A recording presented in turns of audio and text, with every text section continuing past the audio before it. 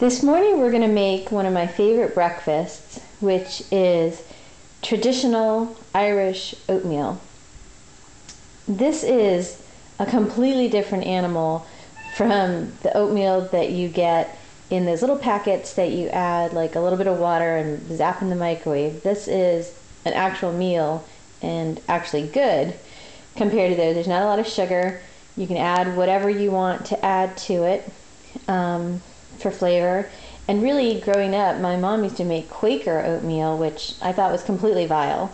But once I started making this, it was a wholly new meal experience.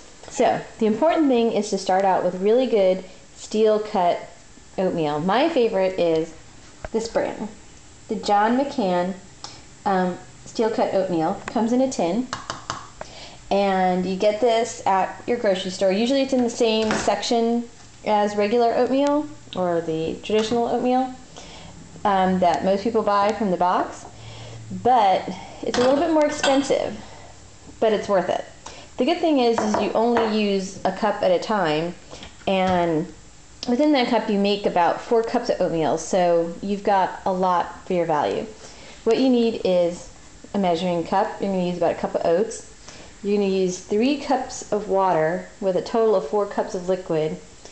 You need some butter, and you start with boiling water. So the first thing you do is melt some butter in the pan that you're going to cook it in. Okay? So come back over here and grab our oats. And what you do is you melt your butter, and you do a cup of oatmeal.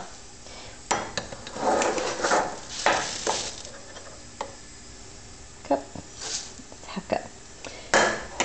Let me grab my spoon. Hold on. Kitchen. This is our kitchen. You can see out in the yard, sort of. Just missed the chickens. They're free ranging, so it looks like they're walking back by their coop. Anyways, so first thing you do is you toast your oats in the melted butter, just so they're nicely browned and toasted. Gives them a heartier flavor. Before you start melting the butter, or just after it I should say, put about 3 cups of water on to boil. What you're going to do is you're going to take the 3 cups, and once that water is boiling, you're going to pour it over the oats. I think that just helps ensure a really good absorption of the water into the oatmeal. Once you have your 3 cups of water boiling, add it, give it a quick stir, turn your temperature down to, let me get some more light in here, to medium to low, between medium, low, and low. And what you're going to do is you're going to let that cook for about 30 minutes. This is my favorite things to do is to do this on the weekend, and then you have, actually for the 2 of us, you have plenty left over for meals during the week, because it's really great in microwave. At about 30 minutes, which I'll re-record at that point in time, you add a cup of another liquid.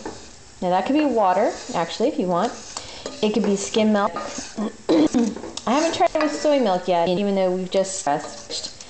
So that maybe you add experiment for, half, and then you milk, or whatever, half and half milk for regular wood water. Basically what I want, liquid at that per milk that you so add. I also a pinch of salt.